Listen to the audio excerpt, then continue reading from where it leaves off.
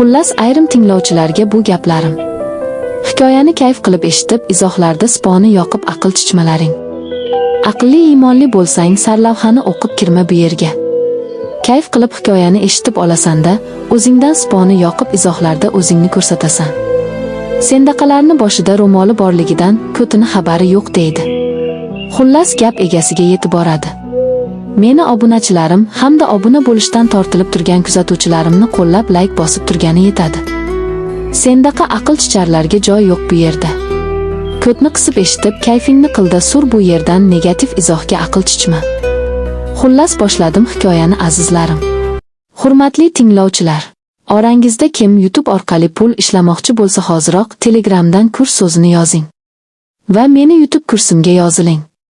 Kurs bahosi atiga 1000 rubl, o'zbek so'miga 150 ming so'm. Shu arzimagan pul bilan hayotingizni o'zgartirishingiz mumkin. Telegram lichka kommentariyada bo'ladi.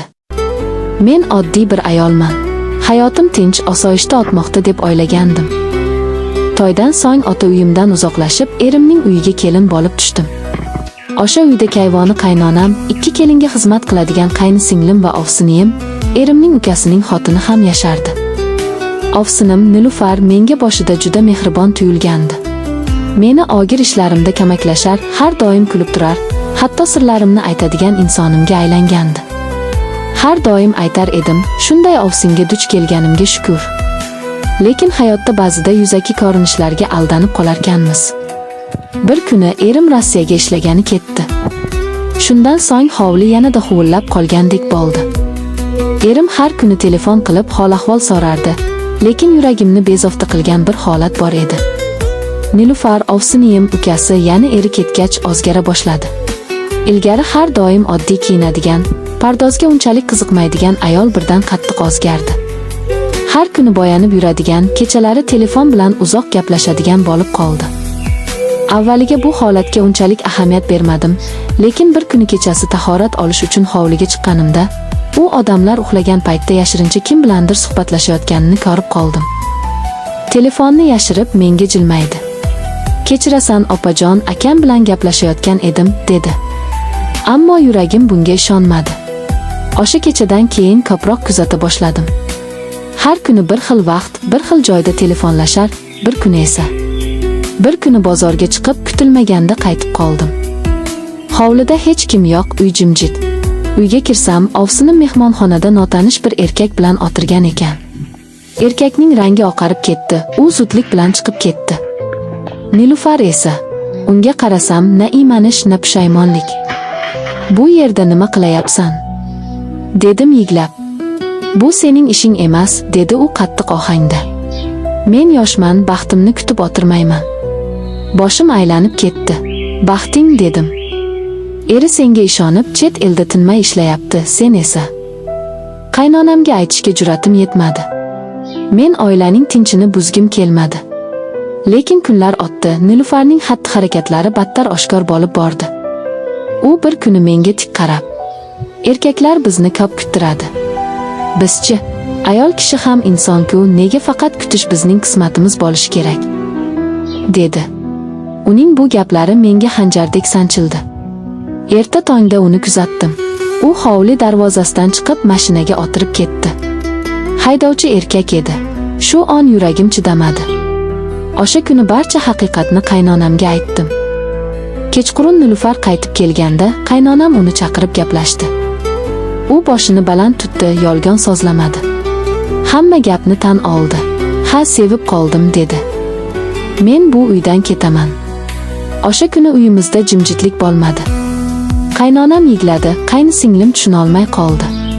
Men esa jim turdim. Chunki yuragimda alam, gazab, lekin eng ko'pi achinish bor edi. Nilufar ertasi kuni ketdi. Hovli yana huvillab qoldi. Erining nomusini, uyining sha'nini bir daqiqalik hissiyotlarga almashtirib ketgan ayol ortiga qaytmadi. Oradan oylar o'tdi. Erining xabari keldi. U hammasini bilibdi. Hali ham ishonolmasdi, lekin telefon yozishmalari, qo'shnilarning gaplari, qaynonamning so'zlari bari haqiqat edi. Men esa hanuz yuragimda bir og'riq bilan yashayman. Ovsinimga emas, o'sha oddiy, mehribon ko'ringan Nilufarga achinaman. O'zi xohlagan baxtga erishdimi? Bilmayman. Lekin bitta narsani bilaman, ayolning sha'ni, nomusi, uylagan erining ishonchi eng muqaddas narsa. Uni yo'qotish oson, tiklash esa deyarli imkonsiz. Oradan 2 yil o'tdi. Uyimizda Nilufarning nomi unutilgan, ammo izlari yuraklarda qolgan edi. U uyimizni tark etganidan keyin hovlimiz uzoq vaqtgacha go'yo bir la'natga uchragandek jimjit, sovuq va begona bo'lib turdi. Erim Rossiyadan qaytgach, men unga bo'lgan sadoqatim, sabrim, xizmatim bilan qaytib yuragini yutdim. Ammo u hamon ko'zlarida og'riq yashirar edi. Ukasi Nilufardan xabar olmaslikka qasam ichdi. Ammo men ayolman. Yuragimda alam bo'lsa-da baribir qiziqardim. Qanday yashayapti? Baxtli bo'ldimi? Eri uchun oilani buzishga arzigulik ish qildimi? degan savollar qiynardi. Bir kuni bozorga chiqqanimda ko'chada bir chetda chang bosgan, yirtilgan sumkani sudrab yurgan, sochi yuvilmagan, yuzida ko'kargan izlar bilan bir ayolni ko'rib qoldim. Avvaliga tanimadim, ammo u menga qaradi, ko'zlarimiz to'qnashdi. Bu Nilufar edi. Uning ko'zlari avvalgidek yaltiramaydi. Bagrida qandaydir sindirilgan, ezilgan ayol yurar edi. Lablarida jilmayish emas, umidsizlik bor edi. U menga qarab, "Meni tanidingmi?" dedi past ovozda. Men boshimni qimirlatdim. Sovsiz qarab turardim. U esa yerga qaradi. "Men seni orqangdan ko'p yomonlagandim", dedi u, ammo hayot mening yuzimga tarsaki tushirdi. U meni chetga tortdi va yuragini ochdi.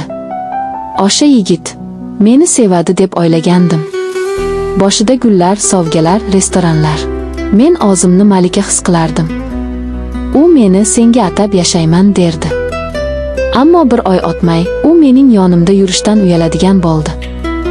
"Sen bolasi bor ayolsan, qanday qilib senga uylanaman?" dedi. Keyin meni ijarada yashaydigan, ishlamasa och qoladigan darajaga tushirdi.